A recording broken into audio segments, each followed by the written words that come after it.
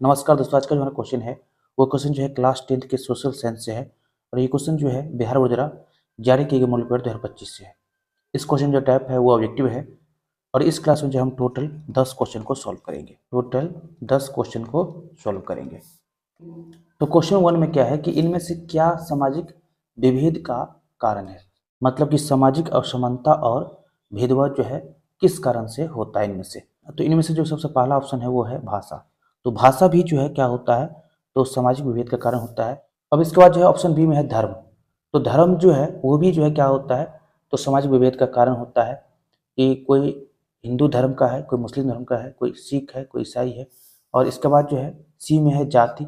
तो जाति भी क्या होता है, तो सामाजिक विभेद का कारण होता है। तो इनमें से सभी जो है क्या होता है, तो सामाजिक विभेद का कारण होता है।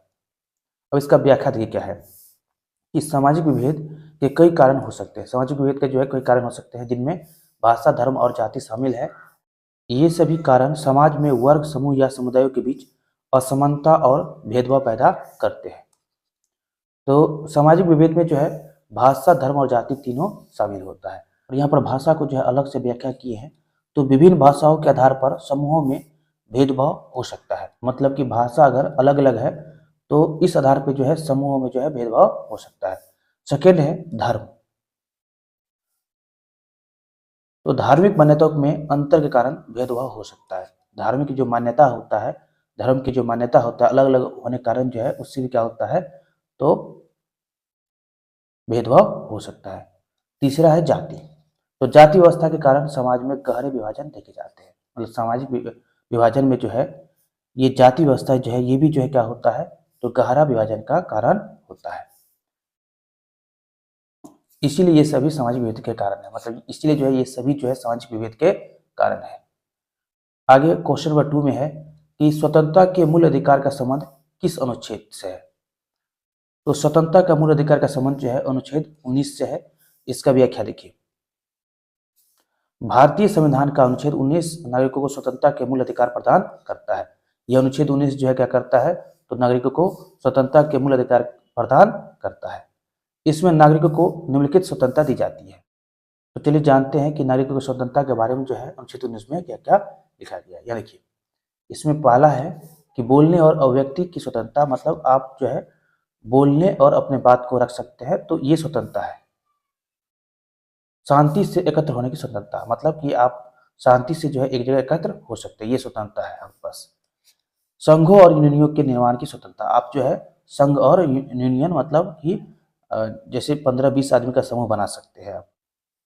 चौथा है भारत के क्षेत्र में कहीं भी आने जाने की स्वतंत्रता, मतलब भारतीय क्षेत्र में आप बिहार जाइए, बिहार से बाहर दिल्ली जाइए, राजस्थान जाइए, आपको कोई रोक टोक का कहीं भी रोक टोक नहीं होगा। तो भारत के क्षेत्र में कहीं आने जाने की स्वतंत्रता है आपके पास। ये किसके अनुसार हो रहा है, तो अनुच्छेद 19 के अनुसार हो रहा है, संविधान के अनुच्छेद 19 के अनुसार। आगे 5 नंबर में है कि किसी भी व्यवसाय, व्यापार या पेशे को अपनाने की स्वतंत्रता, मतलब कि जैसे कि आप अगर पढ़ा रहे हैं या फिर कोई काम कर रहे हैं तो आपको जो है पेशे में कोई रोक नहीं सकता है, ये स्वतंत्रता है आपके पास। और देखिए ये अधिकार लोकतंत्र में, मतलब जनता में नागरिकों की स्वतंत्रता सुनिश्चित करने के लिए महत्वपूर्ण है। आगे देखिए क्वेश्चन नंबर 3 में क्या है। क्वेश्चन नंबर 3 में है कि इनमें से कहाँ सर्वप्रथम महिलाओं को वोट का अधिकार मिला। अब देखिए इनमें से जो है सबसे पहले इंग्लैंड में जो है महिलाओं को वोट का अधिकार मिला। अब देखिए व्याख्या है इसका। महिलाओं को सबसे पहले इंग्लैंड में वोट देने का अधिकार मिला, हालांकि ये सभी महिलाओं के लिए नहीं था। और फर्स्ट में देखिए क्या लिखा हुआ है, कुछ बातें हैं। 1918 में इंग्लैंड में कुछ महिलाओं को वोट देने का अधिकार मिला जो 30 साल या उससे अधिक उम्र की थी, मतलब 30 या 30 प्लस के महिलाओं के लिए जो है वोट देने का अधिकार जो है 1918 में इंग्लैंड ने दिया। और कुछ विशेष संपत्ति के मापदंडों को पूरा करती थी, मतलब कुछ अगर आपके पास कुछ संपत्ति है, विशेष संपत्ति है, तभी जो है आप वोट दे सकते हैं। 2 में देखिए 1928 में इंग्लैंड ने सभी महिलाओं को समान अधिकार प्रदान किया जिससे उनकी उम्र 21 साल कर दी गई, मतलब कि जिसका उम्र 21 साल है वो जो है वोट दे सकता है। ये जो है कब लागू किया इंग्लैंड, तो 1928 में। आगे देखिए अन्य देशों में क्या हुआ। फ्रांस में महिलाओं को 1944 में वोट का अधिकार मिला। फ्रांस में जो है महिलाओं को 1944 में वोट का अधिकार मिला। और रूस में जो है 1917 में वोटिंग का अधिकार मिला महिलाओं को। और भारत में जो है स्वतंत्रता के बाद 1950 में जो है महिलाओं को वोट का समान अधिकार दिया गया, याद रखिएगा। क्वेश्चन नंबर 4 में है कि इनमें से कौन पंचायत की व्यवस्थापिका है? तो उसका आंसर है ग्राम सभा। अब देखिए इसका व्याख्या। ग्राम सभा पंचायत की व्यवस्था होती है। यह पंचायत व्यवस्था का सबसे महत्वपूर्ण और बुनियादी निकाय है, मतलब समूह है। ग्राम सभा में गांव के सभी वयस्क नागरिक शामिल होते हैं और यह पंचायत के निर्णयों पर चर्चा और उन्हें अनुमोदित करते हैं, मतलब जो भी समस्या होता है उसको जो है क्या करते हैं वो तो सोल्व करते हैं। बाकी विकल्प जैसे ग्राम रक्षा दल और ग्राम कचहरी पंचायत की व्यवस्थिका नहीं है। ये सब जो है पंचायत की व्यवस्थिका नहीं है। आगे देखिए क्वेश्चन नंबर 5 में क्या है। क्वेश्चन नंबर 5 में है कि विदेश नीति को किस सूची में रखा गया है? विदेश नीति को जो है संघ सूची में रखा गया। किस सूची में रखा गया है? संघ सूची में। अब देखिए इसका व्याख्या। विदेश नीति का संबंध राष्ट्रीय और अंतर्राष्ट्रीय मामलों से होता है, जो केवल केंद्र सरकार का अधिकार क्षेत्र है। भारतीय संविधान में संघ सूची में उन विषयों को शामिल किया गया है जो केंद्र सरकार द्वारा प्रबंधित किए जाते हैं, जैसे कि रक्षा, विदेश नीति, संचार। इसीलिए विदेश नीति संघ सूची में रखा गया है। अब आगे देखिए क्वेश्चन नंबर 6 में क्या है।